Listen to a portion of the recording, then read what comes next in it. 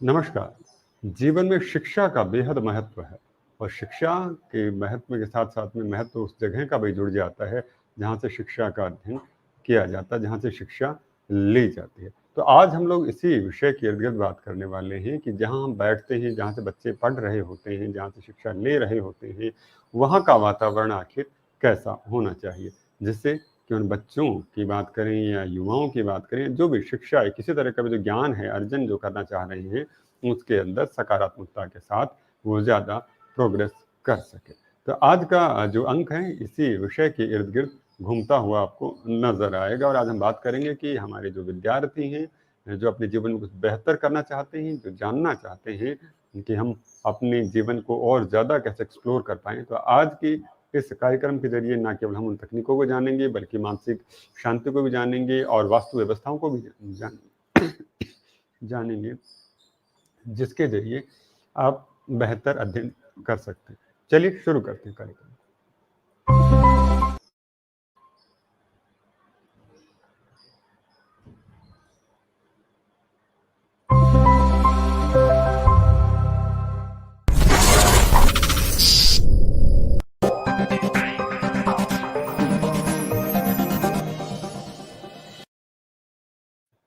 नमस्कार, मैं हूं सुनील लारनोलिया और आप देख रहे हैं क्रेडेंट टीवी का बेहतरीन कार्यक्रम नाम है शिक्षा सरोकार और सीज़न है दूसरा और दूसरे सीज़न के आज इस बेहतरीन कार्यक्रम के अंदर आज हम जानने वाले हैं शिक्षा की वो जगह जहां से हम लोग शिक्षा ग्रहण कर रहे हैं, उन व्यवस्थाओं के बारे में और उसका अधिकतम परिमार्जन कर सके, बहुत बेहतर ढंग से हम लोग उसको फ़ायदा ले सकें। तो चलिए स्वागत करते हैं हमारे आज के अतिथियों का। अतिथियों में स्वागत करते हुए सबसे पहले हमारे साथ में जुड़ी हुई निसरीन जी के से रूबरू करवाना चाहूँगा। हमारे साथ में जुड़ी हुई हैं निसरीन जी।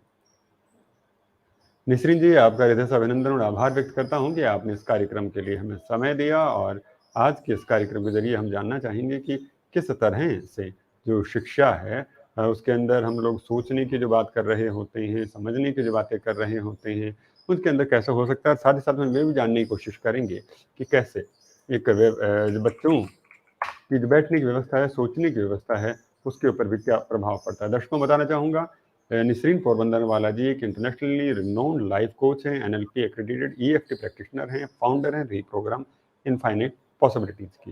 इन्हें ढेरों अवार्ड्स मिल चुके हैं, सिर्फ कुछ की बात यहाँ पे करना चाहूँगा। इन्हें रिकॉग्नाइज़ किया गया है top 10 life coaching provider in India 2022 award से, साथ ही साथ विमेन लीडरशिप अवार्ड 2022 से भी, और उसके अलावा इंडिया के 100 विमेन आइकन अवार्ड भी दिया गया है। साथ ही परफेक्ट अचीवर अवार्ड 2021 भी दिया गया है ट्रांसफॉर्मेशनल लाइफ कोच के तौर के ऊपर। साथ में भारतीय youth face of India award for life coach 2021 और doctor Baba Saheb Ambedkar national contribution award 2022 भी दिया गया है। ये कॉलमिस्ट के तौर पर, पैनलिस्ट के तौर पर परफेक्ट विमेन मैगजीन से जुड़ती रहती हैं, जो कि एक इंटरनेशनली जो बुक है लाइफ लेसन ऑफ विमेन, उसके अंदर विमेन ओवर 40 उसके अंदर भी इन्हें नामांकित किया गया। बहुत बहुत धन्यवाद है निसरीन जी कि आप हमारे साथ इस कार्यक्रम की जुड़ी। Thank you so much for having me. और दर्शकों, हमारे साथ में जुड़ी हुई हैं दिव्या जी। दिव्या जी का भी आपसे परिचय करवाना चाहूँगा। दिव्या जी हमारे साथ में जुड़ी हैं, ये एक वास्तु कोच हैं और जब वास्तु वाली जो मैं पहले भी इस मंच से कह चुका हूँ, जब वास्तु की जब बात चलती है तो दिव्या छाबरा जी का नाम बड़े अदब और आदर के साथ में लिया जाता है। ये एक साइंटिफिक वास्तु एक्सपर्ट हैं, एक हेल्दी होम एक्सपर्ट हैं, स्पेस स्ट्रेटेजिस्ट हैं। दिव्या जी ने वास्तु के साथ में, वैसे वास्तु अपने आप में एक साइंटिफिक विधा है, लेकिन उसके हर चीज़ के साथ में क्यों का भी जवाब देने की कोशिश की है। और ये उनके जो प्रिंसिपल्स की बात करूँ, वास्तु के जो प्रिंसिपल्स हैं, उनको साइंटिफिकली और नेचुरली दोनों तरह से जोड़कर फिर लोगों के सामने देती हैं, जिससे लोगों का ना केवल विश्वास बढ़ता है बल्कि उन चीज़ों के ज़्यादा परिणाम बेहतर ढंग से भी देखने को मिलते हैं। इस सैकड़ों की तादाद में जो केसेज हैं उनको सॉल्व कर चुकी हैं, जिनको किसी वास्तु समस्याओं की वजह से घर में कहीं या उनके जीवन में समस्याएं आ रही थी। और इनके जो क्लाइंट्स की बात करूँ, आईएएस ऑफिसर से लेके मीडिया हाउस से जो पॉलिटिशियंस हो, बिल्डर्स हो, इंटीरियर डिजाइनर हो, मतलब आप हर तरह के जो व्यक्ति ने देख सकते हैं। और ये भारत के अलावा बाहर की बात करें तो इंडिया के अलावा यूएस की, यूके की, सिंगापुर, कनाडा, यहाँ पर भी ये अपनी सेवाएं प्रदान कर रही हैं। और इसके अलावा ये एक संस्था big giants like red tape private limited, IGNCA, ministry of culture, Bengal sweets house और DLF क्रेस्ट सेंट्रल पार्क जैसी संस्थाओं के साथ में भी जुड़ी हुई हैं और अपनी सेवाओं के जरिए उनके समस्याओं का समाधान कर रही हैं। दिव्या जी, आपका बहुत बहुत अभिनंदन। दर्शकों, हमारे दोनों एक्सपर्ट जुड़ चुके हैं और अब मुझे लगता है सवालों का सिलसिला मुझे शुरू कर देना चाहिए, क्योंकि आपके नमस्ते सलाम आने शुरू हो गए हैं। पहला सवाल मैं निसरीन जी से लेना चाहूँगा। निसरीन जी, जो नेगेटिविटी का जो इम्पैक्ट होता है, क्या होता है हमारे जीवन के ऊपर, ताकि हम लोग उसके समाधान के लिए दिव्या जी की तरफ बढ़ पाएँ? किस तरह से हमारा जो नेगेटिविटी जीवन में शामिल होती है, तो हमारा आस-पास का विश्व कहें, वातावरण कहें, हमारी सोच कहें, वो प्रभावित होती है? बिल्कुल, बिल्कुल। बिकॉज़ क्या होता है ना, आज के ज़माने में एवरीवन इज़ टेलिंग कि बी पॉज़िटिव, लेकिन ये बी पॉज़िटिव होता क्या है? क्योंकि अपने इर्द-गिर्द इतने सारे चीज़ होते हैं, जो हम लोगों को नेगेटिव ही लगते हैं, and it is pulling us down. Why is it pulling us down? Because हम किसी को देखते हैं, oh that person has got something more than I have, why can't I have that? हम लोग को जेलसी होता है, हम लोगों को एंगर होता है, ये सारे नेगेटिव इमोशंस है, and those negative emotions impact us on an everyday basis, नहीं, I would say every moment basis. लेकिन इट इज अपने हाथ में है कि how do you you know react to these emotions, क्योंकि ये इमोशंस तो हम लोगों को स्टिम्युलेट के जरिए से आते ही रहेंगे, but you have to react to it in a way where it is not going to affect you, because क्या होता है ना, ये एंगर है और ये सारे जो नेगेटिव इमोशंस है, बेसिकली क्या होते हैं, it is like an acid, it crores the container which holds it, क्योंकि ये जो एसिड होता है, जो भी कंटेनर में डालेंगे तो वो कंटेनर को इरोड कर देता है ना, इसी तरह से जो जो ये नेगेटिव इमोशंस होते हैं, वो भी अपने अंदर से it keeps eroding our insides, वो हमको जलाता रहता है, हम लोगों को बहुत सारा नुकसान पहुंचाता है, because when you are undergoing all these negative emotions, there are so many negative hormones which are secreted in the body, and that's the acid that I was talking about. So we need to understand कि ये सारे emotions जो है, जो negativity है, उससे हमको किस तरह से बच के दूर रहना चाहिए, and try to bring about a positive environment in our life, a positive outlook in our mind. जी, बहुत बड़ी बात है कि ये जिस बात की हम नेगेटिविटी के जिसका ज़िक्र कर रहे हैं, जब मानसिक स्तर पे सवार होती है, तो फिर कहीं न कहीं हमारी सारी चीज़ों को करवट करनी शुरू कर दी, जंग लगना शुरू हो जाता है। और ज़ाहिर-सी बात है, जब जंग लगता है तो चीज़ें गलना, पिघलना शुरू हो जाती हैं, नष्ट होना शुरू हो जाती हैं। तो जो सजीव नहीं है, जो निर्जीव जिन्हें हम कहते हैं, अगर वो इस तरह से गल सकते हैं, बिखर सकते हैं, तो जो रिस्पॉन्सिव हैं, हम लोग हैं, हमारी क्या स्थिति होती होगी। बहुत-बहुत धन्यवाद निसरीन जी, बहुत महत्वपूर्ण सी बात आपने हमारे साथ में रखी है कि नेगेटिविटी को दूर रखना क्यों महत्वपूर्ण हो जाता है। दिव्या जी, आपकी तरफ रूबरू होते एक सवाल यहाँ पर ज़रूर लेना चाहूँगा, वो ये कि ऐसे जब हम पढ़ाई की बात कर रहे होते हैं या शिक्षा के जो बात कर रहे होते हैं, तो उस स्थिति के अंदर क्या ऐसे कुछ वास्तु के नज़रिए से कोई वास्तु टिप्स होते हैं, प्रिंसिपल्स होते हैं, जिनके ज़रिए हम लोग उस स्टडी का जो एनवायरनमेंट है वो बेहतर बना सकें, या फिर व्यक्ति को खुद ही फोकस होना पड़ता है? इस तरह से क्या कहना चाहेंगे आप? Sunil ji, thank you so much. और जैसे नितिन जी ने नेगेटिविटी के बारे में बात करी, हर तरह से बात करी, उसी तरीके से जिस तरह से दिमाग होता है, तो जो आसपास का जितना भी इन्वायरमेंट है, उसका बहुत ही गहरा असर है दिमाग के ऊपर। तो जैसे हमें दिमाग से तो नेगेटिविटी दूर रखनी ही रखनी है, आसपास का एनवायरनमेंट से भी हमें नेगेटिविटी दूर रखनी है। अब आसपास के एनवायरनमेंट में नेगेटिविटी का मतलब क्या है? यानी कि किसी भी प्रकार का क्लटर, गलत दिशाओं में टॉयलेट्स का होना, स्टूडेंट्स का गलत दिशा में सोना या गलत दिशा में पढ़ाई करना, ये सब चीजें जो है ये गलती की तरफ, ये सब नेगेटिविटी की तरफ जाती है। तो हमें वास्तु के जरिए कैसे हम सुधार सकते हैं स्टूडेंट्स का जीवन?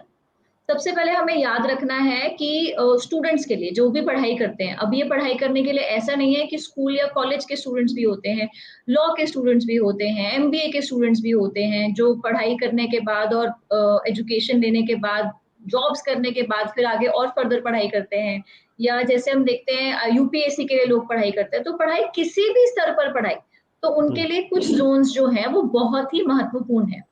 सबसे पहले है नॉर्थ ईस्ट। नॉर्थ ईस्ट जो है वो जो है रिस्पॉन्सिबल है किसी भी तरह की क्लैरिटी आपके माइंड के लिए। तो आपको ध्यान रखना है कि आपके घर का जो नॉर्थ ईस्ट है वो एकदम क्लियर है, उसमें किसी प्रकार का क्लटर नहीं है, वहां पे टॉयलेट नहीं है, क्योंकि टॉयलेट आएगा नॉर्थ ईस्ट यानी कि आपके दिमाग की जगह पे, तो कुछ दिमाग में आने से पहले ही वो फ्लश हो जाएगा और दिमाग में केवल टॉयलेट यानी कि कूड़ा और उल्टी सीधी चीजें ही आएंगी और कभी भी डिसीजंस आप ले ही नहीं पाएंगे।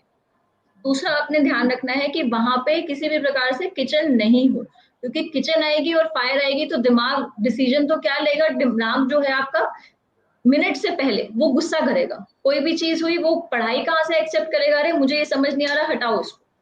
तो आपको नॉर्थ ईस्ट को एकदम क्लियर रखना है। पहले हुई सबसे इंपॉर्टेंट दिशा ये।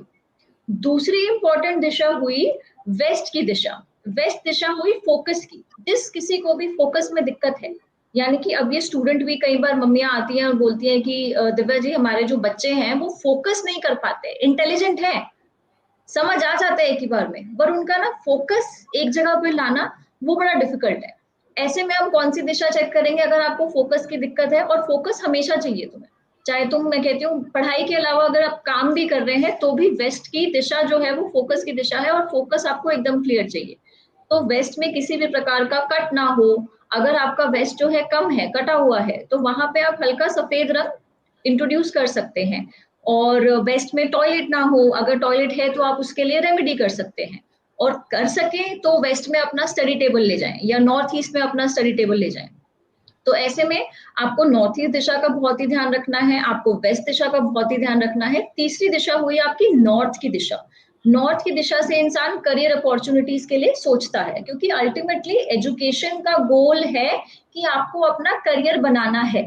कोई भी एजुकेशन सिर्फ बिना करियर बनाने के लिए तो नहीं करता। यूजुअली 99% केसेस में बच्चा पढ़ता है, चाहे एजुकेशन प्राइमरी हो, सेकेंडरी हो, कॉलेज की हो, या फिर आगे कोई पर्टिकुलर एग्जाम्स वो दे रहा हो, तो वो होता है कि करियर उसको बनाना है। तो उसके लिए नॉर्थ की दिशा का क्लियर होना, नॉर्थ की दिशा में इंश्योर करना, नॉर्थ का जो स्थान है वो वाटर का स्थान है, ये वाटर एलिमेंट है, तो वहां पे किसी भी तरह की फायर एक्टिविटीज नहीं होना, यानी कि किचन का ना होना या लाल रंग का ना होना या टॉयलेट भी वहां पे नहीं होना चाहिए, क्योंकि करियर की अपॉर्चुनिटीज आने से पहले चली जाएंगी।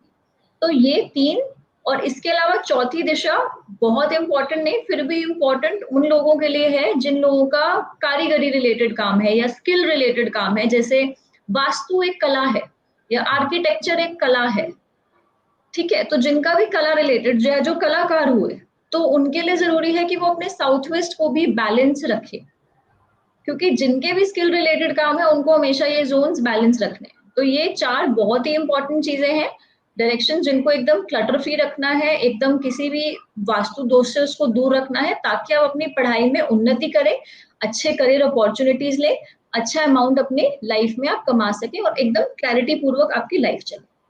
चलिए, बहुत बहुत धन्यवाद है। तो दिव्या जी, एक सवाल यहाँ पे जरूर बनकर आता है कि आजकल जो लोग फ्लैट्स में ज़्यादा रहते हैं या फिर किराए के जो मकान हैं उनमें बहुत रहते हैं, और तो दोनों स्थितियों के अंदर सब चीज़ों को बदलना आसान नहीं होता है ना? तो उस स्थिति में क्या करना चाहिए? तो ऐसे में जो है इलाज अलग अलग है। लेट्स से अगर किसी के घर में वेस्ट में जगह नहीं है, चलिए हम बात करते हैं स्टडी टेबल रखने की। आपको मैं स्टडी टेबल के अलग अलग ऑप्शंस बता देती हूँ। अगर आपके पास नॉर्थ ईस्ट में जगह है तो आप नॉर्थ ईस्ट में रखिए, उसकी फेसिंग हो सके तो ईस्ट में रखिए। पहला ऑप्शन आपका ये हुआ। दूसरा ऑप्शन, अगर आपके पास स्टडी टेबल रखने का है तो अपने स्टडी टेबल को वेस्ट में रखिए, क्योंकि वेस्ट आपको फोकस देगा, वेस्ट आपको एकदम गोल ओरिएंटेड बनाएगा। तो दूसरा ऑप्शन आप रख सकते हैं वेस्ट में। तीसरा आप रख सकते हैं नॉर्थ में। नॉर्थ में रखी गई स्टडी टेबल, ये स्पेशली जो भी 16 इयर्स प्लस एज के जो स्टूडेंट्स हैं जिनको आगे अपना करियर ही सेट करना है, उनके लिए भी अच्छी है, और अदरवाइज जो लोग कोई प्रिपरेशंस कर रहे हैं उनके लिए भी अच्छी है। लेट्स से लॉ की प्रिपरेशन कर रहे हैं, कॉम्पिटिटिव एग्जाम्स के लिए प्रिपेयर कर रहे हैं, तो उनके लिए भी नॉर्थ की दिशा जो है अच्छी है। और जितने भी लोग गवर्नमेंट रिलेटेड, जैसे यूपीएससी हो गया, ठीक है, आईएएस ऑफिसर्स, इनके लिए अगर प्रिपरेशन कोई भी गवर्नमेंट रिलेटेड एग्जाम्स कर रहे हैं तो इनके लिए ईस्ट जो दिशा हुई वो सबसे बेस्ट हुई। और अगर हो सके तो किसी भी नेगेटिव दिशा से या क्लटर वाली दिशा से आप दूर रहें। सुनील जी, इतने सारे ऑप्शंस में तो फ्लैट में कहीं ना कहीं जगह मिल ही जाएगी, कहीं ना कहीं जगह के लिए बिल्कुल बिल्कुल, बहुत महत्वपूर्ण बात की, बहुत बहुत धन्यवाद है आपका कि इस तरह की जो अगर व्यवस्थाएं नहीं बन पा रही हैं, तो जो अभी दिव्या जी ने हमें कुछ टिप्स दिए हैं, उनका भी आप अनुसरण करके एक बेहतर जगह अपने लिए बना सकते हैं, और जहाँ चाहा वहाँ रहा वाली बात हो ही जाती है। और हम आगे इस पर और भी चर्चा करेंगे। उससे पहले निसरीन जी से फिर से एक रूबरू होना चाहूँगा। निसरीन जी, आजकल रिसर्च की अगर हम बात करें तो उसमें एक बात बड़ी कॉमन सी आती है कि नेगेटिविटी है वो पूरी तरह से बढ़ती हुई नजर आ रही है ना? तो ऐसे केस के अंदर आपने उसका जिक्र किया कि वो एकदम से जीवन में कोरोजन की तरह होती है, हमें गलाती है कहीं न कहीं। तो हमसे प्रोटेक्ट खुद को करें तो कैसे? साइकोलॉजिकली कैसे हम लोग अपने आप प्रोटेक्ट करेंगे? बाहर निकलेंगे तो ज़ाहिर-सी बात है नेगेटिविटी तो आएगी, कोई ऐसा थोड़ी ना है कि सब हमारे लिए तैयार बैठे रहते हैं। वो अपना काम करेंगे, हम अपना काम करेंगे, और हमारा काम नहीं होगा, हम नेगेटिव हो जाएँगे। तो ऐसी स्थिति के अंदर हम खुद को कैसे बैलेंस करें? एब्सोल्युटली, क्योंकि आज का जो you know the age that we are in, it's a social media age. And जो जो टीवी और सोशल मीडिया पे बहुत सारा नेगेटिविटी स्प्रेड होता है। लोग अपने अपने आप को बेहतर बताने के लिए किसी और को नीचा दिखाएंगे, या फिर they might also tell that you shouldn't do this, you should do this, जिसकी वजह से अपने दिमाग में भी बहुत सारे नेगेटिव थॉट्स आने शुरू हो जाते हैं। फॉर इंस्टेंस, हम लोग किसी को देख के हम लोग सोचते हैं कि ये इसकी लाइफ कितनी अच्छी है, they are having everything, they are able to go on vacations, they are having such a beautiful house. लेकिन वो सारा सही हो या ना हो, वो हमको पता नहीं होता है ना। We don't know whether it is true, because social media में we can not go and check on that. So when you are going to be so engrossed in social media, and you're only, going to believe everything that is being put out there in social media, social media alone नहीं, आज के जो movies है, जो what do you call that, television serials है, वो सारे भी बहुत सारा नेगेटिविटी स्प्यू करते हैं। इसकी वजह से हम लोग we are constantly bombarded with negative thoughts. ये हो जाएगा तो ये हो जाएगा, तो ऐसा नहीं होना चाहिए। सो हम लोग को इससे बचने के लिए what is the best thing for us to do? The best thing for us to do is you need to detox yourself from social media and all these other gadgets. What else can you do? You can spend more time. पहले के जमाने में कहाँ था ये TV and all that? What we used to do, we used to go out in the nature. हम लोग picnic पे जाते थे, हम लोग we used to spend time with family. ये सारा चीज हम लोगों को it takes us away from all this negative thoughts. When you're sitting with family, talk of all the things that is positive, or talk of things, oh आज मेरे दिन में आज ये अच्छा हुआ, excuse me, ये अच्छा हुआ, या you're looking very good. You give compliments. If you give compliments, the person opposite will feel acknowledged. They'll feel good. So naturally माहौल ही एकदम positive हो जाता है. So if you do small such things, most important जो है, first detox from social media and all other gadgets. Then you will start seeing so many other options, like going on picnics, going out in nature. ये सारा चीज slowly but surely it will help you stay away from all the negativity. चलिए, बहुत महत्वपूर्ण सी बात है कि हम चीज़ों को तो नहीं बदल सकते, तो हम सबसे पहले अपने आप को मजबूत बनाने की कोशिश करें। और किसी ने कहा भी है कि हम जीवन की जंग है तब हारते हैं जब हम कमज़ोर पड़ते हैं, क्योंकि सामने वाला कितना मजबूत है उसका कोई खास फ़र्क नहीं पड़ता। जिससे आज आप हारे हैं, कल वो किसी दूसरे से हार जाता है। तो यानी हमें पूरा जो दिमाग लगाना है, खुद को मजबूत करने के ऊपर लगाना है, खुद को बेहतर बनाने की तरफ लगाना है। और निसरीन जी ने बहुत महत्वपूर्ण सी बात कही कि हम बाहर चीज़ों से लेकर आ रहे हैं, सारी चीज़ें हो रही हैं, तो सबके साथ वो नहीं हो रही ना, हमारे साथ क्यों हो रही है? तो इसका मतलब है कहीं न कहीं कोई कमी, कोई खामी हमारे भीतर है। तो हमें उसका जो सुधार करने की कोशिश करनी चाहिए, फ़ोकस करने की कोशिश करनी चाहिए, अपने आप को सँभालने की कोशिश करनी चाहिए, और अपने आप से समाधान पूछने की कोशिश भी करनी चाहिए। बहुत-बहुत धन्यवाद है निसरीन जी। और अगला सवाल दिव्या जी से लेना चाहूँगा। दिव्या जी, अभी आप जब बात बता रही थी तो एक चेतराम जी हमारे साथ दर्शक जुड़े हुए हैं। उन्होंने ये कहा है, वो जानना चाहते हैं कि if kitchen the north west में हो तो क्या सॉल्यूशन है मैम? अब संभवतः इनका जो कितना लग रहा है कि नॉर्थ वेस्ट में है, तो ऐसी स्थिति में अब ये क्या करें? तभी मैं पूछ रहा था आपसे, इस तरह की समस्याएं आ जाती हैं कि वो फ्लैट में रहते हैं या फिर रेडीमेड बने हुए मकानों में रहते हैं, तो ऐसी स्थिति में अब इनका नॉर्थ वेस्ट में है, तो बताइए अब ये क्या करें?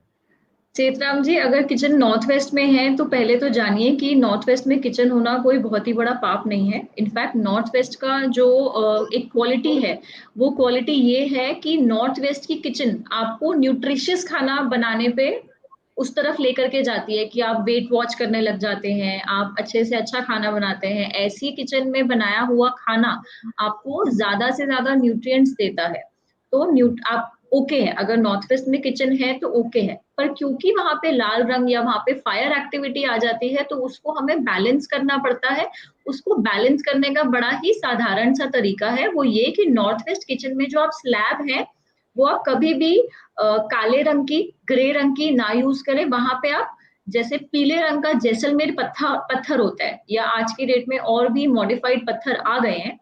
तो मैं तो सस्टेनेबल आर्किटेक्चर की फैन हूँ, और मैं चाहूंगी कि सभी जितने नेचुरल रिसोर्सेज हो सके यूज करें और मैन मेड रिसोर्सेज कम यूज करें। आजकल क्वार्ट्ज भी है जो कि मैन मेड पत्थर है, तो उस तरफ ना जाए। येलो रंग का जैसलमेर पत्थर है, आप उसको स्लैब में यूज करें। और अपने जो नॉर्थ वेस्ट के किचन के इंटीरियर्स हैं, यानी कि कबर्ड जो है, वो आप क्रीम गोल्डन रंग में या क्रीम हल्के येलो रंग में आप लें। और जो फ्लोरिंग टाइल्स भी है उनका कलर भी बहुत ही हल्का क्रीम और हल्का सा ऑफ व्हाइट में रखें। ऐसी बनाई हुई किचन आपको डेफिनेटली न्यूट्रिशन ही देगी, और कभी आपको किसी भी प्रकार का जो है प्रॉब्लम वो कभी भी नहीं देगी। चलिए, बहुत बहुत धन्यवाद। देखिए, इसका एक समाधान चेतराम जी आपको बता दिया गया है कि किस तरह से अगर आपके नॉर्थ वेस्ट में है किचन तो आप उसे कैसे ठीक कर सकते हो। और एक अच्छी बात जो यहाँ पे बताई है कि आज के ज़माने में सबसे बड़ी मुसीबत होती है एक अच्छे खाने की, तो आपके किचन में अच्छा खाना बन रहा है तो यानी आप तंदुरुस्त तो ज़रूर होंगे दिव्या जी के कहे अनुसार। तो चलिए, बहुत बहुत धन्यवाद है। और अब मैं फिर से एक बार निसरिन जी की तरफ रूबरू होना चाहूँगा। निसरिन जी हमारे एक दर्शक है जिन्होंने आपको बात को सहमति जताते हुए कहा कि very true निसरिन ji, today media play important role in the spreading negativity in the environment. भाई ऐसा नहीं, सारी मीडिया नेगेटिव नहीं करते, हम कुछ अच्छा करने की कोशिश कर रहे हैं, तो कुछ मीडिया कर रहा है, कुछ बेहतर भी करने की कोशिश कर everywhere we so we are surrounded by the negativity, so how to attract positivity, please guide। अब ऐसी चीजों में हैं तो कैसे वो पॉजिटिविटी को अट्रैक्ट करें? बहुत सिंपल सी बात है। फर्स्ट एंड फॉरमोस्ट हर एक चीज, जैसे सुनील जी ने कहा, हर एक चीज को हम लोग नेगेटिविटी ही नहीं देखनी चाहिए। Everything as a story which you can create, you know. अगर अगर कोई चीज नेगेटिव भी है, हम लोग उसको एक पॉजिटिव नजरिए से देखेंगे, एक स्टोरी क्रिएट करेंगे, क्योंकि everything is at the end of the day is a story. Okay, अगर मैंने किसी के सामने इस तरह से देखा और मैंने मेरा मुंह इस तरफ कर दिया, तो लोग क्या सोचेंगे? What will go on in your mind कि अरे देखो, इसने मुझे इग्नोर किया। लेकिन क्या अगर if you come and ask me why did you ignore me, I will say I did not ignore you, मैंने तो आपको देखा ही नहीं है। लेकिन आपके आपके स्टोरी के अकॉर्डिंग आपको ऐसा ही लगेगा कि नहीं, मैंने तो आपने तो मुझे इग्नोर ही किया। लेकिन अगर एक नजरिया अपना चेंज करेंगे और हम अगर बोलेंगे कि अच्छा, ये पॉसिबिलिटी है कि ये पर्सन ने मुझे देखा नहीं होगा, उसको उसको शायद जल्दी होगा, इसलिए उसने मेरे से बात नहीं किया होगा, कुछ भी हो सकता है। लेकिन एक when you give that thing a positive outlook, a positive story, तो then you will not feel, you know, this अगर मैं ये नेगेटिविटी से ही चलूंगी, अगर मैं सोचूंगी अरे ये पर्सन ने मुझे इग्नोर किया, तो मेरे अंदर क्या होगा? अच्छा, मुझे इग्नोर किया, let her come to me the next time, मैं उसको इग्नोर करूंगी या मैं उसके साथ बात ही नहीं करूंगी, ये सारा दिमाग में आएगा। But if I give that person a benefit of doubt, तो फिर क्या होगा? ओके, मे बी उसने मुझे नहीं देखा, तो मैं सामने से जाके बात करूंगी ना। why is the onus on that सामने वाला person? I can also take the initiative, isn't it? So I go and speak to that person. So ये जो चक्कर है वो कट हो जाएगा। You won't get into that loop of negativity. So when you give a positive context or a benefit of doubt to people, then definitely you will be able to stay away from the negativity. बहुत महत्वपूर्ण सी बात है कि नावेद इमाम का एक शेर याद आ गया मुझे आपकी बात सुनकर। फरमाते हैं कि भला क्यों फैसला वो भी उसी दौरान ले बैठा, समझ में अब उसे आया कि क्या नुकसान ले बैठा। तो बहुत बड़ी बात है, अक्सर हम लोग देखते हैं और इस बात की मीडिया पे बहुत ट्रोलिंग होती है कि उसने उसको देखा नहीं, उसने उसकी बात को नज़रअंदाज कर दिया। तो निसरीन जी ने बहुत महत्वपूर्ण सी बात कही है कि हर बात को दिल से लगाना बेहतर नहीं है। अगर आप हर बात को दिल से लगाते फिरेंगे तो मुश्किलें हो सकती हैं, कुछ भी वजह हो सकती है। तो वजह है, अगर आप उसी गहराई तक नहीं पहुंचना चाहते हैं तो सतही बातों पर यकीन करना भी छोड़ना पड़ेगा। क्योंकि इस तरह की सतही बातों पर अगर आप यकीन करना शुरू करेंगे तो आप मान के चलिए कि आपके पास बहुत सारी ऐसी चीज़ें हैं जो आपको नेगेटिव कर सकती हैं। और ये सतही बातें भी अगर आप अपने जीवन में शामिल करेंगे तो आप मान के चलिए उन चीज़ों का मुकाबला कैसे करेंगे जो एक ज़लज़ले के रूप में आती है, एक तूफ़ान के रूप में आपके पास में आती हैं। तो ऐसी बातों को इग्नोर कीजिए और आप देखिए कि हर बात को याद रखना ही नहीं, थोड़ा-सा भूल जाना भी बड़ी बात हुआ करती है। तो उनको बातों को इग्नोर कीजिए और आगे बढ़िए। बहुत-बहुत धन्यवाद है आपका। और दिव्या जी, एक बार मैं फिर से आपकी तरफ रूबरू होते एक सवाल यहाँ पर ज़रूर लेना चाहूँगा। घर के साज-सज्जा की बात करें, ओरिएंटेशन की बात करें, उसका भी बड़ा महत्व होता है। तो जब हम वास्तु टिप्स की अगर हम बात कर रहे हैं, तो जो घर में जो मटीरियल हैं, स्टडी मटीरियल जो हैं, उनका भी कोई स्पेसिफिक ओरिएंटेशन है? उनके साज-सज्जा की बात करें, उनको जमाने की, या इस तरह कुछ होना चाहिए, उसके ऊपर भी थोड़ा-सा प्रकाश डालिए। जी, सुनील जी। अब वो घर की किताबें जो हैं, जो आप पढ़ रहे हैं, सबसे पहले आपने देखना है कि जो किताबें आपके पढ़ने योग्य हैं, आप केवल उनको रखेंगे। जिन किताबों को कोई काम नहीं है, आपने उन किताबों को घर में रखना ही नहीं है, क्योंकि आप कभी उन किताबों को यूज़ नहीं करेंगे और वो केवल एक क्लटर के तौर पे रह जाएँगी। तो बेहतर है कि आप ऐसी किताबों को किसी को डोनेट कर दीजिए। अच्छा, पहली बात तो ये। दिव्या जी माफ़ी चाहूँगा, कुछ हमारे जैसे लोग भी हैं, जिनके घरों के अंदर ढेरों किताबें पड़ी हैं, मैं नहीं जानता कि पिछली किताब मेरे कब काम आई थी, लेकिन ऐसे भी नहीं कि मैं उन्हें उठा के फेंक दूँ, ऐसे स्थिति में क्या आप करें? लाइब्रेरियाँ बनी हुई हैं, तो थोड़ी-सी मुश्किल भी होती है कि किताब निकालते वक़्त बड़ा जी दुखता है, तो उसका भी थोड़ा-सा मार्गदर्शन साथ-साथ में कीजिएगा, उनके लिए क्या रहे? तो कुछ लोग तो हमारे ऐसे जैसे में भी आप क्या अब मैं ऐसे नहीं जानता क्लाइंट्स होते हैं। कि ठीक है। पिछली किताब मेरे कब काम आई थी, लेकिन काम की है वो, उसको तो नहीं छोड़ सकता। तो बच्चों की बात तो मान ली, लेकिन हमारे जैसे जो लोग हैं उनके लिए क्या? रेफरेंसेस तो हमें चाहिए, झट से किताब निकाल ले तो हाँ यार, वो किताब अब मुझे ध्यान रहती है, उसमें थी, ये रेफरेंस वहाँ से था, ये शेर वहाँ से था, ये गज़ल वहाँ से, ये जो भी चीज़ें मुझे जाननी होती है, तो ऐसी चीज़ में क्या करें हम लोग? आप ज्ञान का भंडार हैं और आपको किताबों की बहुत-बहुत आवश्यकता है, तो ये सुनील जी, किताबें तो वेस्ट हुई ही नहीं, ये तो हुँ, काम आने वाली किताबें हैं। पर हाँ, जो कई बार क्या होता है कि हमें किताबें इकट्ठे करने का शौक होता है और हमें नहीं पता कि कोई किताब 4 साल के बाद भी काम में आ सकती है। जी, तो जी। ऐसे में क्या है कि आप अपनी जो किताबों की व्यवस्था है, हुँ, सबसे पहले किताबों को रखने का जो ज़ोन है, वो जनरली नॉर्थ ईस्ट एक सभी के लिए हुआ कि आप वहाँ पे लाइब्रेरी बना सकते हैं या वहाँ पे जिस तरह से आपको शौक है किताबें खूब सारी रखने का, तो वहाँ पे रख सकते हैं। किस तरह की किताबें रख सकते हैं? पढ़ाई से रिलेटेड रख सकते हैं। आप जो ग्रंथ हो गए, आपके उससे रिलेटेड किताबें आप रख सकते हैं। किसी भी तरह से जो नेगेटिव किताबें हैं, जैसे घर में महाभारत रखना निषेध है, या हुँ, ऐसे कोई भी जो वॉर रिलेटेड है, उनको आप घर से दूर रखें तो वो बेहतर है। हुँ, दूसरा, अगर बच्चों की बात करें कि जो बच्चे यानी कि जो स्टूडेंट्स हैं, अब स्टूडेंट्स कोई भी हो सकते हैं, प्राइमरी, सेकेंडरी या फिर कॉम्पिटिटिव एग्जाम्स, लॉ के कुछ भी XYZ जो भी एग्जाम्स के स्टूडेंट्स हैं, उनके लिए बहुत ही खास जो है वो लोकेशन है, वो है वेस्ट। वेस्ट और साउथ वेस्ट और वेस्ट के बीच वाली जगह भी। तो ये जो दोनों जगहें हुई, वहाँ पे mandatory, I will repeat, it is mandatory कि आपकी किताबें जो हैं वेस्ट में और दूसरी जगह वेस्ट और साउथ वेस्ट के बीच में ज़रूर हो ही हों। तो ऐसी जगह पे रखी गई किताबें, वहाँ पे आपका जो भी फ़ोकस, आपने जो भी पढ़ाई करी, आपके दिमाग में जल्दी रिटेन होगा। आपने जो भी पढ़ाई करी, आपको बिल्कुल नहीं भूलेगा। आपने जो भी पढ़ाई करी, जब एग्ज़ाम में लिखना होगा, आपको तुरंत उसी टाइम पे वो राइट पढ़ाई करी हुई याद आएगी। आपने जो भी पढ़ाई करी, आपको उसी के हिसाब से नंबर मिलेंगे। ऐसा नहीं है कि आपने एफर्ट्स किए 100% और आपको रिज़ल्ट मिल रहा है 50%। हुँ, वेस्ट या फिर वेस्ट और साउथ वेस्ट के बीच में रखी गई किताबें, वो आपको पूरा रिज़ल्ट देती हैं, जितने आपने एफर्ट्स किए उतने। हुँ, अगली चीज़ का आपने क्या ध्यान रखना है कि आपने अपनी किताबों को व्यवस्थित रखना है, साफ-सुथरा रखना है, कूड़ा नहीं मचाना है। आपको उसको एक पेन होल्डर की तरह या फिर एक वेट, जैसे वेट की तरह यूज़ नहीं करना है। आपको उनको साज-सज्जा से अच्छी तरीके से ही रखना है। अगली चीज़ जो लोग करते हैं, वो अपने स्टडी रूम को बड़ा ही अव्यवस्थित रखते हैं। तो अपने स्टडी रूम को बिल्कुल व्यवस्थित रखिए। स्टडी रूम के कलर्स कैसे हों? स्टडी रूम्स के कलर बिल्कुल ही हल्के हों, यानी कि क्रीम हो, आइवरी हो, लाइट बेज हो, बहुत ही हल्का ब्राउन हो। स्टडी टेबल पे आपको क्या रखना है? आपको रखना है एक पेन होल्डर और उसमें भरने हैं रंग-बिरंगे पेन, जो कि काम करते हैं, नॉन वर्किंग पेन नहीं चलेंगे।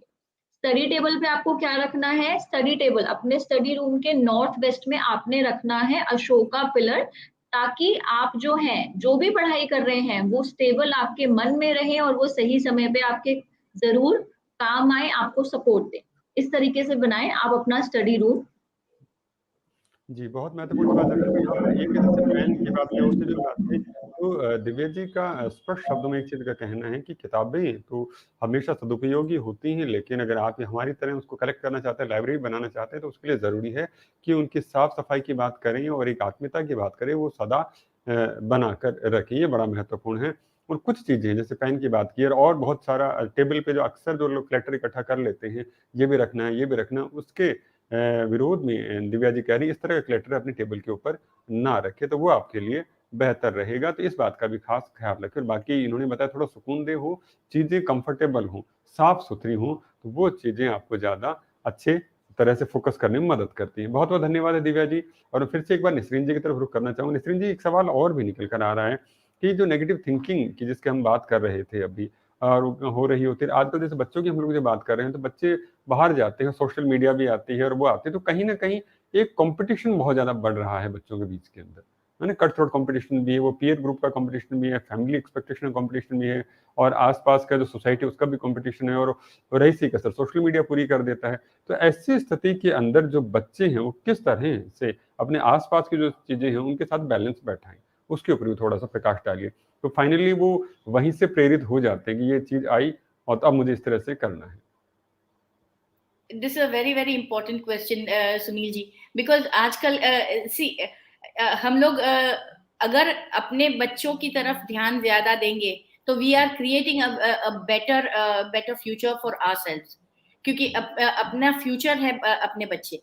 सो अगर हम लोग अपने बच्चे को अभी से इक्विप कर देते हैं कि आप you don't get embroiled in this negativity, then you can ensure कि द जनरल जो समाज जो होगा वो एक पॉजिटिव समाज ही होगा। क्योंकि अगर सोशल मीडिया सबको ये बता रही है कि एक दूसरे से नफरत करो, नॉट वेरी ओपनली बट बहुत सटल वे में, इसके साथ इसको नफरत करते सिखाता है, बॉयज गर्ल्स के अंदर डिफरेंस पैदा करते हैं। All these things, these small very subtle things which social media and the general media at large is creating, वो हम अपने बच्चों को अगर if you are equipping them in a way by letting them know, yeah, this all these things are there, but what are you going to do with this? Are you going to go out and इनके साथ हाथ में हाथ डाल के you're going to take it forward, or are you going to cut it? सो हम अपने children को वो माहौल दे अपने घर पे कि they know that this is not what I want to propagate in this world. I want to create a positive environment. हम लोग अपने चिल्ड्रन को अपने घर में you create a positive environment, then definitely बाहर जाके भी children are going to be positive. So हम लोगों को खुद as parents we have to be sure that हम लोग किस तरह से अपने चिल्ड्रन की अपब्रिंगिंग करते हैं। इसके अंदर ऐसा नहीं है कि यू गिव सूडो पॉजिटिविटी के लोगों को ऐसे बना, नहीं यू शुड नॉट, ये सूडो पॉजिटिविटी क्या होता है कि नहीं you should not get angry, you should not do this, ऐसे सारे चीज, you should always be smiling. We are human beings, हम लोग ये सारा टाइम नहीं कर सकते हैं। we have to be touch base with our emotions। हम लोग अपने emotions से अलग नहीं है। we have to know when to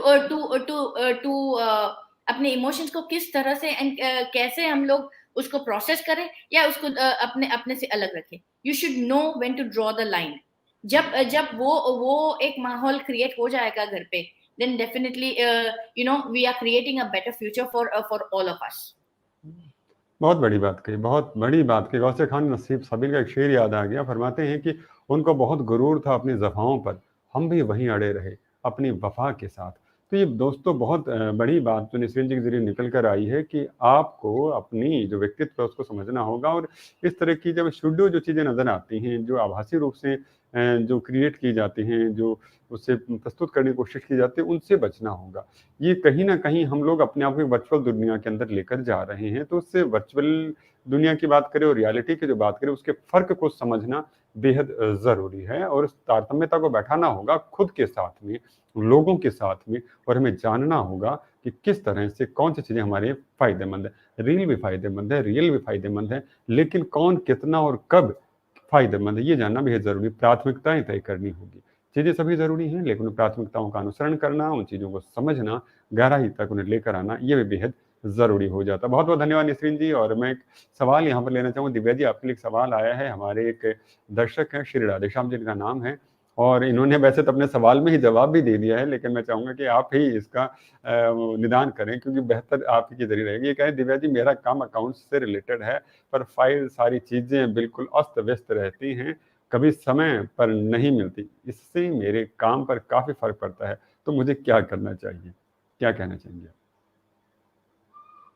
unmute कीजिए। दिव्या जी अनम्यूट कर लीजिए। Thank you Sunil ji. और राधे श्याम जी, अगर आपकी चीजें अस्त व्यस्त रहती हैं तो जैसे सुनील जी ने कहा, सबसे पहले तो उसको व्यवस्थित कीजिए।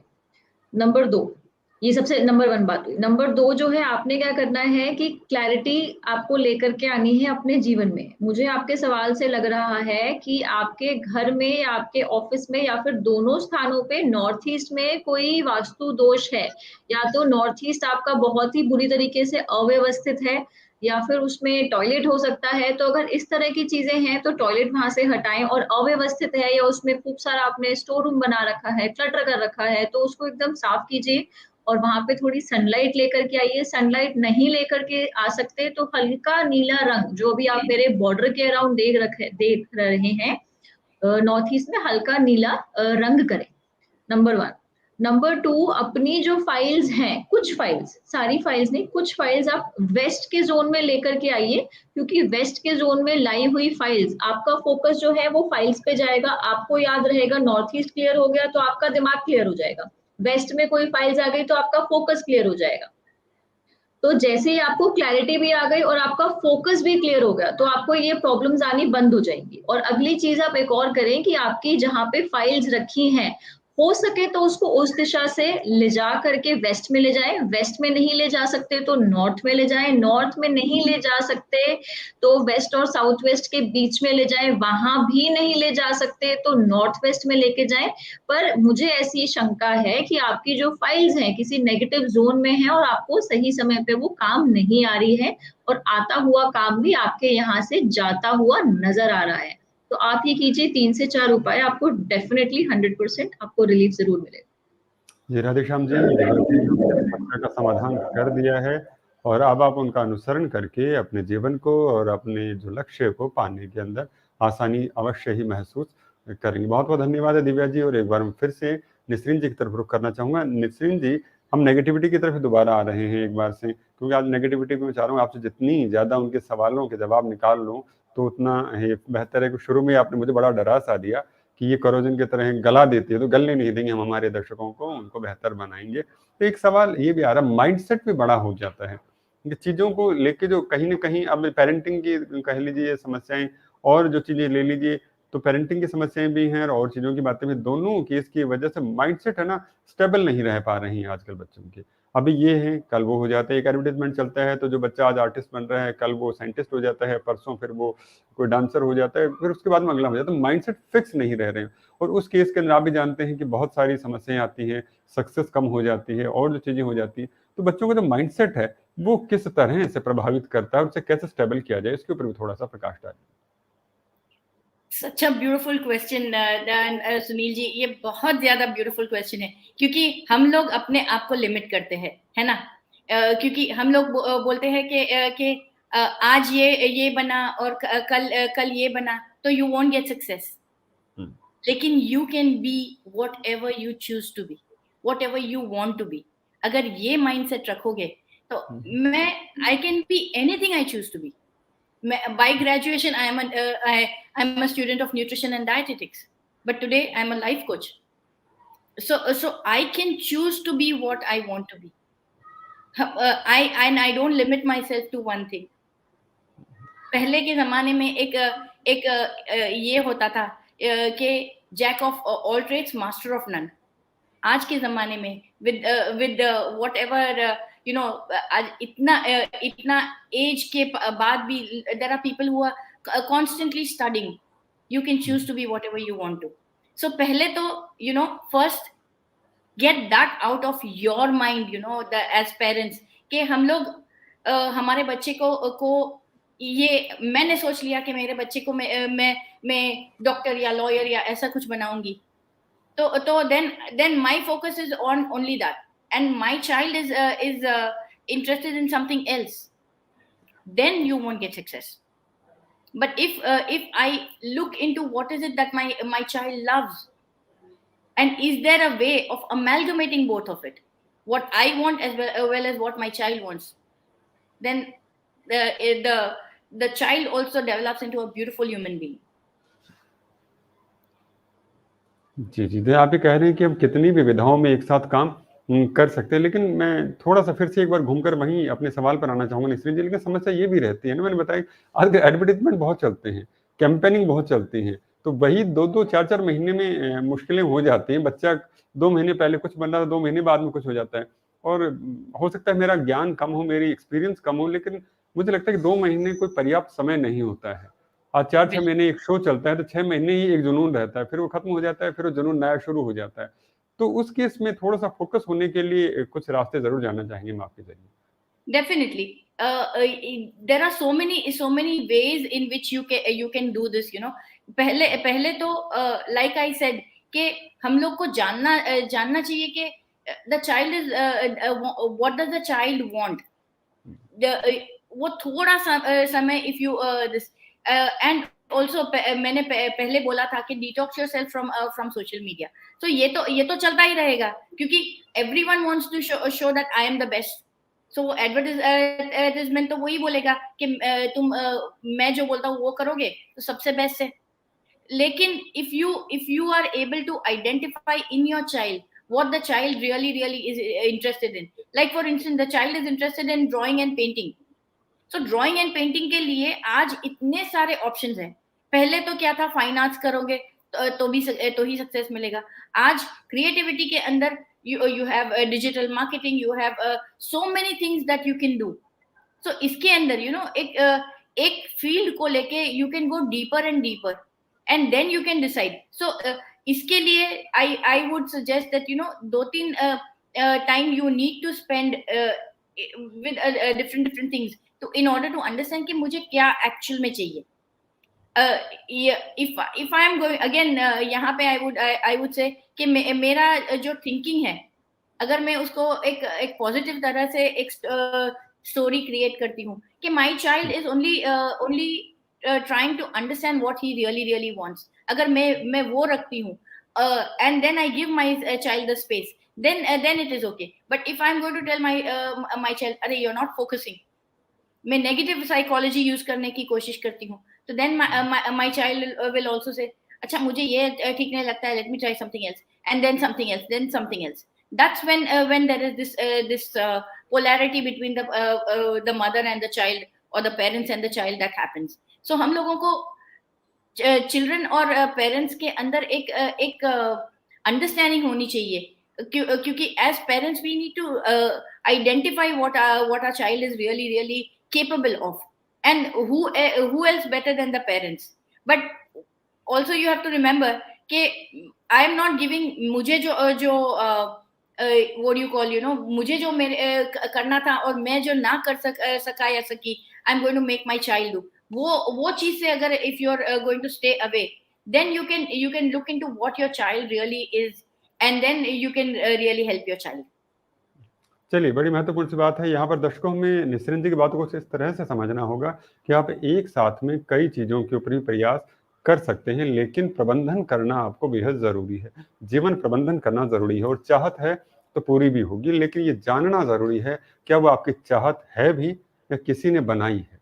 ये जो चीज़ है, सोच है, ये जो अंतर है, ये आपको समझना होगा. ऐसा तो नहीं है कि किसी ने आपको आपकी चाहत बना दिया, आप कुछ करना चाह रहे थे, किसी ने और ने कह दिया, आप उसके पीछे लग गए हैं। तो यहाँ पर आपकी विश क्या है, डिजायर क्या है, और इनर क्यों जिसे मैं कहता हूँ अक्सर, वो क्या है कि आप ये क्यों करना चाहते हैं। क्या आपके पास उस सवाल का जवाब है? अगर वो है तो आप कर सकते हैं। एक साथ एक नहीं 10 चीजें भी कर सकते हैं, लेकिन आप अपने भीतर के क्यों को जरूर जाने कि आप ये क्यों करना चाहते हैं, किसी कहने की वजह से ही या खुद की इच्छा की वजह। जी निसरीन जी सुनील कुछ जी, कहना चाह रहे हैं? There is one more thing जो मैं कहना चाहूंगी कि ये जो जी पीयर प्रेशर जो होता है ना, के चाइल्ड के ऊपर प्रेशर होता है, सबने ये किया इसीलिए मुझे भी ये करना है।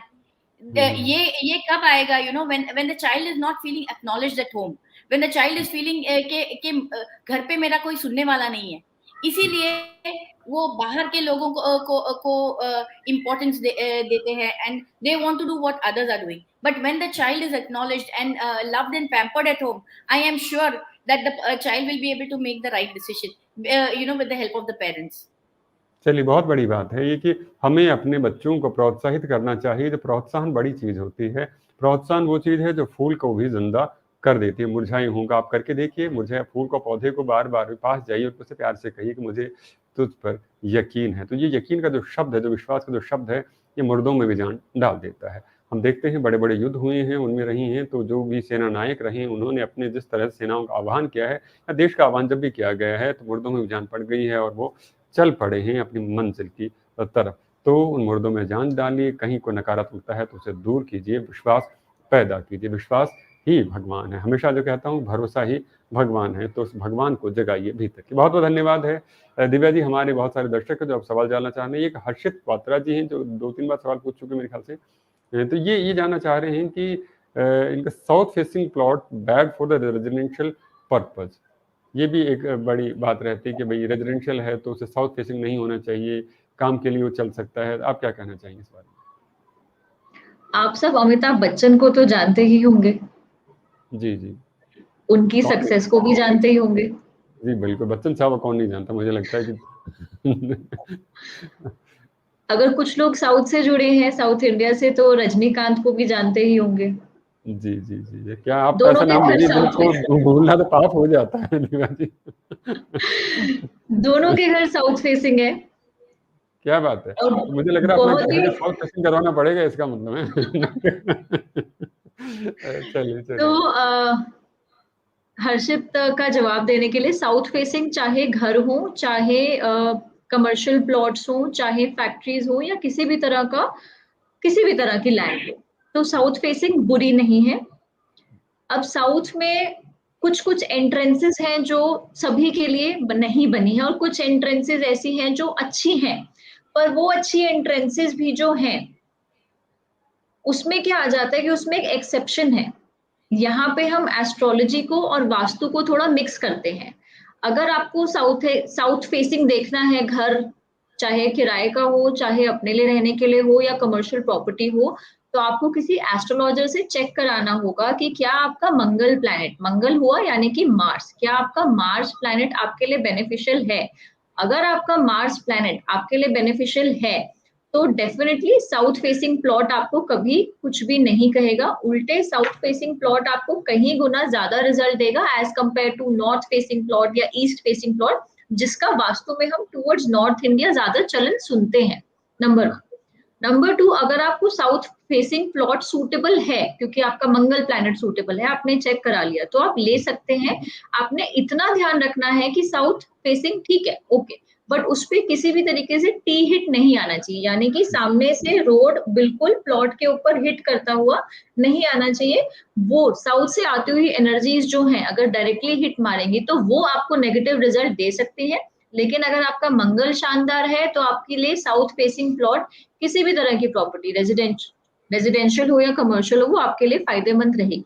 और जिसका मंगल ठीक नहीं है, तो उसके लिए साउथ फेसिंग प्रॉपर्टी उसको बिल्कुल खराब कर देगी, बर्बाद कर देगी, नीचे ले आएगी। तो इसलिए ध्यान करके अपना मंगल की स्थिति को अपने पत्री में चेक करा के फिर ले आप south facing plot. But by laws of vastu कुछ कुछ एंट्रेंसेस हैं साउथ में जो सूटेबल हैं, तो एस्ट्रोलॉजर से चेक कीजिए, वास्तु एक्सपर्ट से चेक कीजिए, नहीं तो एस्ट्रो वास्तु एक्सपर्ट आते हैं, आप उनसे चेक कीजिए, और वो आपको बता पाएंगे कि क्या आपके लिए बेनिफिशियल है। बट ये जो मिथ है कि साउथ फेसिंग प्लॉट बुरे होते हैं, ऐसा कुछ नहीं। बहुत सही बात कही आपने। प्रकृति में अगर कोई चीज़ें बनाई हैं ईश्वर ने, या जिस पे हम विधान कहते हैं, उसने अगर कोई चीज़ें बनाई हैं तो बुरी नहीं है। बात ये है कि उसकी उपयोगिता कहाँ पर है। नमक भी अच्छा है, मिर्ची भी अच्छी है, लेकिन कहाँ पर अच्छी है देखने वाली बात है। आँखों में पड़ जाएँ तो वही मुश्किल हो जाती है, सब्ज़ी में पड़ जाएँ तो वही जायका बढ़ा देती है। तो आपको देखना होगा। बहुत सुंदर सी बात दिव्या जी ने जो कही है कि आपको आपका मास, जिसे मंगल कहते हैं, उसका स्थान आपके जैसे बता रही कुंडली कुंडली के अंदर वो दिखलाइए, फिर आप बेहतर ढंग से समझ पाएंगे कि वह आपके लिए उन्नति वाला। और मुझे लगता है बच्चन साहब की बात की, रजनीकांत सर की जो बात की है, वो तो लेजेंड्स हैं। अगर उनके घर साउथ है, वो इतनी जो खुशियां कहूँ, इतना सम्मान जो कहूँ अगर अर्जित कर सकते हैं, तो फिर तो सभी लोगों को निडर हो जाना चाहिए, निर्भय होना जाना चाहिए कि साउथ बुरा नहीं है। लेकिन उससे पहले जैसे दिव्या जी ने जो बात कही है, उसका अनुसरण करना चाहिए। दिव्या जी, कार्यक्रम का समापन का समय हो चुका है, तो बस एक सवाल मैं आपसे और लेना चाहूंगा। रंगों का भी बड़ा महत्वपूर्ण असर होता है जीवन के ऊपर। जब हम बात करें स्टडी रूम की, तो उसके ऊपर भी रंगों का कोई विशेष ध्यान रखना चाहिए आपके ख्याल से? जी, ज़रूर। अगर सबसे पहले आप कहाँ पे ले रहे हैं अपना स्टडी रूम, अगर लेट्स से आप अपना स्टडी रूम ले रहे हैं नॉर्थ ईस्ट में, तो नॉर्थ ईस्ट में आपने ध्यान रखना है कि कभी भी नॉर्थ ईस्ट में लाल रंग वहाँ पे नहीं आएगा। तो इसका रखना है आपने अच्छे से ध्यान। नॉर्थ ईस्ट में आप ले सकते हैं सफ़ेद रंग ले सकते हैं, हल्का नीला रंग ले सकते हैं, और इंश्योर करना है कि आपकी फेसिंग जो है वो ईस्ट की तरफ हो और सनलाइट आपके स्टडी रूम में हमेशा आए। That's number 1। नंबर 2, अगर आपके पास स्थान है वेस्ट में अपना स्टडी रूम बनाने का, और ये उन सब लोगों के लिए भी है जो वर्क फ्रॉम होम कर रहे हैं, उन सब लोगों के लिए भी लागू है। अगर आप वेस्ट में बना रहे हैं अपना स्टडी रूम या फिर वर्क फ्रॉम होम एरिया, तो आप फेसिंग जो है वेस्ट भी रख सकते हैं, ईस्ट भी रख सकते हैं, और करियर के लिए अगर आप सोच रहे हैं तो नॉर्थ भी रख सकते हैं। वेस्ट में आपने कभी भी पौधे नहीं रखने हैं, वेस्ट में आपने कभी भी हरा रंग नहीं रखना है, वेस्ट में आपने कभी भी लाल रंग नहीं रखना है। वहां पे आप सफेद रंग यूज कर सकते हैं, बहुत ही लाइट ग्रे रंग यूज कर सकते हैं, वहां पे आप हल्का पीला रंग भी यूज कर सकते हैं। ऐसे बनाया हुआ वेस्ट में स्टडी रूम आपको हमेशा बेनिफिट ही देगा और इंश्योर करेगा कि आप हमेशा फोकस्ड रहें, और जो भी एफर्ट्स आप डाल रहे हैं उसके इक्विवेलेंट आपको रिजल्ट्स भी आए। तीसरी बात हम करते हैं, अगर आपके पास स्थान है नॉर्थ में अपना स्टडी रूम देने की या फिर अपना वर्क फ्रॉम होम ऑफिस देने की, तो उसमें आप जो अपनी फेसिंग है वो आप ईस्ट रख सकते हैं। आप अपनी फेसिंग नॉर्थ भी रख सकते हैं अगर करियर के बारे में सोचना है आपने तो। और अपनी अगर लेट्स से स्टॉक्स में आप डील कर रहे हैं या फिर आपको कंसंट्रेशन रिलेटेड इश्यूज हैं, तो आप वेस्ट भी रख सकते हैं अपनी फेसिंग। नॉर्थ में बनाए हुए स्टडी रूम में कभी भी आपने लाल रंग नहीं आने देना है, ना ही आपने वहां पे पीला रंग आने देना है। लाल रंग आएगा तो आपको अपने एफर्ट्स के कभी भी रिजल्ट्स नहीं मिलेंगे। पीला रंग आएगा तो आपको बहुत ही ज्यादा स्टैग्नेट हो पाओगे और एक लिमिट के बाद आप ग्रो करना बंद कर देते हो। तो इस तरह से रखने हैं आपने इन 3 दिशाओं में रखे हुए अपने स्टडी टेबल्स के रंग। हल्के रखें क्योंकि रंगों का भी हमारे दिमाग पे प्रभाव होता है, तो हो सके तो अपने पूरे घर के जो रंग हैं वो हल्के रखें, क्रीम और व्हाइट्स की टोन रखें। थोड़ा बहुत फर्नीचर में डाल दिया ठीक है, बट उसके अलावा हल्के रंग ही अपने पूरे घर का थीम बनाएं। वो आपको हमेशा हेल्प करेगा दिमाग को काम डाउन रहने के लिए। बहुत बहुत धन्यवाद है दिव्या जी और नसरीन जी की। आपने बहुत महत्वपूर्ण यहाँ मंथन किया और आपके जरिए बहुत सारी अच्छी बातें निकल कर आई। यहाँ पर हम नेगेटिविटी के बारे में बात किया, वास्तु टिप्स के बारे में बात किया, और कैसे हम अपने आप को व्यवस्थित करके बेहतर कर सकते हैं, उन सब विचार विमर्श किया। दर्शकों, आपका बहुत बहुत धन्यवाद। आप सबका ही बहुत बहुत धन्यवाद। जाते जाते मैं सिर्फ इतना सा जरूर कहना चाहूँगा, जिंदगी में जो चीज़ें हम सोच रहे होते हैं हमेशा आपको आपके लिहाज से नहीं मिलती। तो आपको ये तो मानना पड़ेगा कि आपको जो मिला है आपको उसमें बेस्ट देना है। हो सकता है आपको आपदाएं मिल रही हों, लेकिन आपको उन्हीं आपदाओं को अवसर में बदलना होगा। किसी को अंधेरा मिला था, उसने चिराग ढूंढ लिए। किसी को रंग नहीं मिले, उसने रंग ढूंढ लिए। किसी को चमकना था तो उसने सितारे ढूंढ लिए। तो ये सोच है जो आपके पास नहीं है, उसको ढूंढने की जो जीवट है, जो जिद है, वही आपको अलग बनाती है। अब्दुल हमीद अहमद आदम का एक शेर है, फरमाते हैं कि बढ़ के तूफान को आगोश में ले ले अपनी, डूबने वाले तेरे हाथ से साहिल तो गया। तो अगर आप डूबने की ही हैं तो फिर आप ये देखने की जो तूफान है उसी को आगोश में ले लीजिए। कल हो सकता है कि लोग आपको इसलिए याद करें कि आपने तूफान को अपने आगोश में लिया था। तो आप देखेंगे कि बेहतर परिणाम आ सकते हैं, लोग आपको याद करें। हो सकता है आप जहाँ खड़े हो रहे हो कल वहाँ एक नई कतार बने। सारी बातों को मानना जरूरी है, लेकिन सबसे पहले अपने आप को मानना जरूरी है, क्योंकि ऊपर वाला जिसे कहें वो उन्हीं की सहायता करता है जो खुद अपनी मदद करते हैं। तो आप अपने आप पर भरोसा कीजिए, आप खुद मदद अपनी कीजिए, सारी चीजें आपके इर्द गिर्द आ जाएंगे। दिव्या जी, निसरीन जी, हृदय से बहुत बहुत अभिनंदन और आभार व्यक्त करता हूँ कि आपने अपनी तमाम व्यस्तताओं के बावजूद हमारे इस कार्यक्रम के लिए समय निकाला और आपके जरिए बहुत सारी बातें हैं उनके ऊपर से पर्दा हट पाया, बहुत सारी बातों पे प्रकाश जो पड़ा उसके लिए अभिनंदन। और दर्शकों आपका बहुत बहुत अभिनंदन और आभार। हमारी जो एक्सपर्ट्स हैं इन्होंने बहुत महत्वपूर्ण बातें कही हैं, इतनी अच्छी बातें हैं कि जितनी अच्छी ज़्यादा से ज़्यादा लोगों तक पहुँचाई जाए उतना बेहतर होगा। तो अगर आप किसी का कुछ अच्छा करना चाह रहे हैं तो दिव्या जी की, निसरीन जी की बातों को अधिकाधिक लोगों तक पहुँचाइए। हो सकता है कि इस कार्यक्रम के जरिए उनके ज़िंदगी में कुछ फ़ायदा हो सके और उसका पुण्य आपको मिल जाए। तो पुण्य कमाने का एक तरीका ये भी है कि शिक्षा सरोकार के अंक हैं, आज का जो अंक है इसे अच्छे ढंग से लोगों के साथ सर्कुलेट कीजिए। चलिए बहुत-बहुत धन्यवाद है और फिर मिलेंगे इस मंच के ऊपर, तब तक के लिए आभार, अभिनंदन।